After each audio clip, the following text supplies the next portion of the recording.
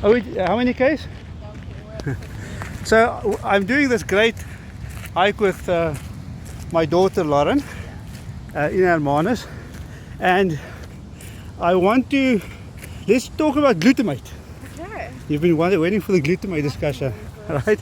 So my interest in glutamate, I was reading up on this. One of the curing pathways is to use nitrite, NO3 or NO2. NO3 is reduced bacterially through enzymes to NO2, and then NO2 changes chemically to NO, reduce acidity, antioxidants, and all these lovely things. But that's the curing pathway that everybody knows, and how we cure bacon. So I got interested in the L-arginine enzyme method of converting the nitrogen to nitric oxide through not reduction but through oxidation. So instead of removing one of the oxygen atoms, NO3 becomes NO2. We start with N and we add nitrogen. Are you following me? Yeah. You're literally following me. Yeah. Right? So to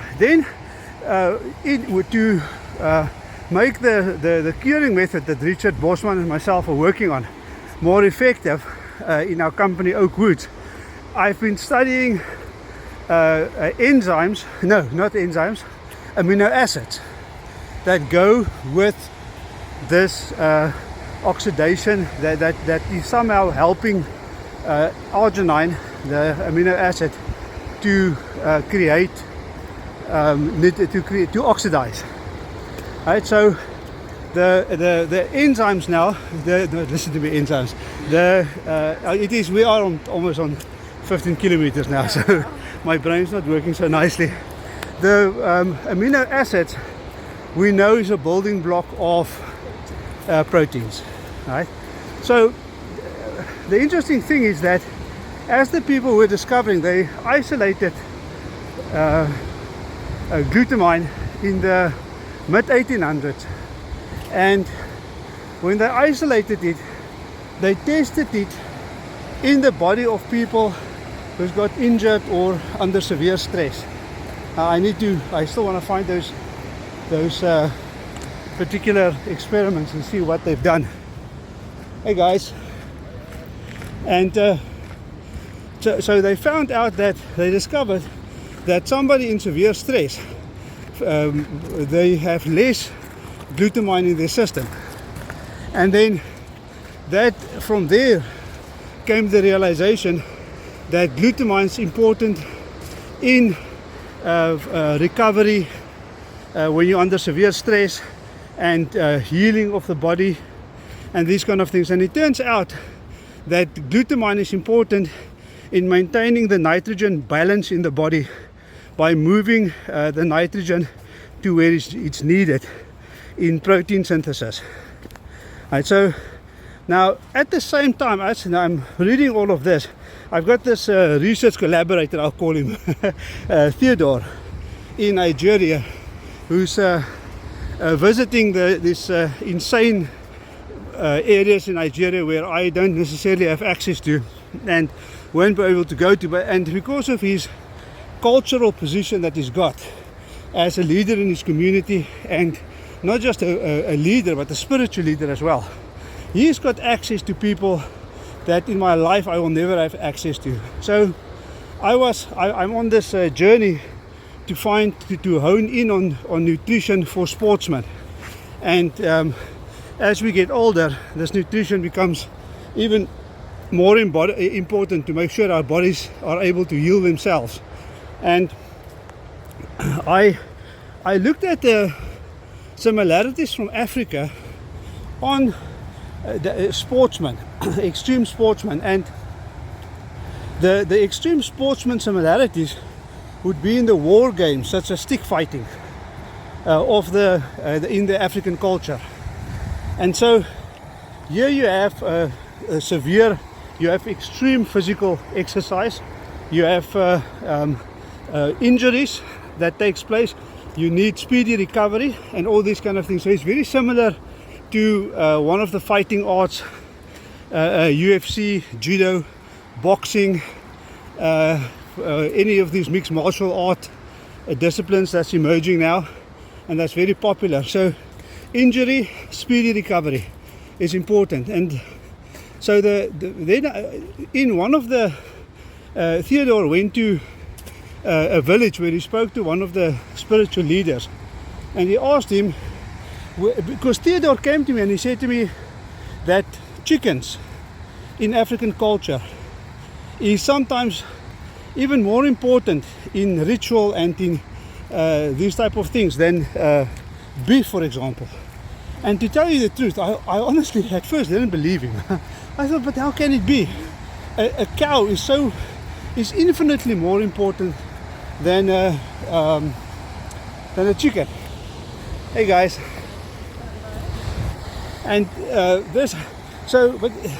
but then, for example, I looked at the in which animals glutamine, which is so important for healing, for wound healing, and in endurance sports, and for nitrogen metabolism, which is very important also indirectly in physical exercise and in prolonged physical exercise and in speed of recovery.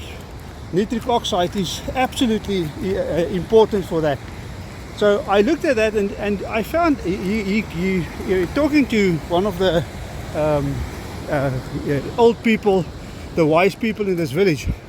They said that if a warrior gets injured, they will take a young chicken and grind the chicken up completely, bones and all, right? And then the warrior will eat that, and that will aid healing. And so guess what is one of the protein sources with the highest glutamine? Chickens. Young chicken in particular, broilers in our term, right? Because what did you say to me earlier? You spoke about fast metabolism. Yeah. Their metabolisms are very fast, right? This and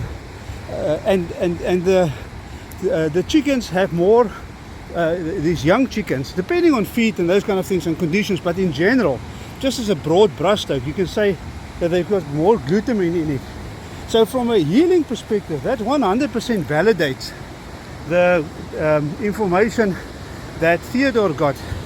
And so it fits in beautifully with my image that I have, that within these religious stories we have capsules, time capsules from antiquity that captures things that was learned through careful observation.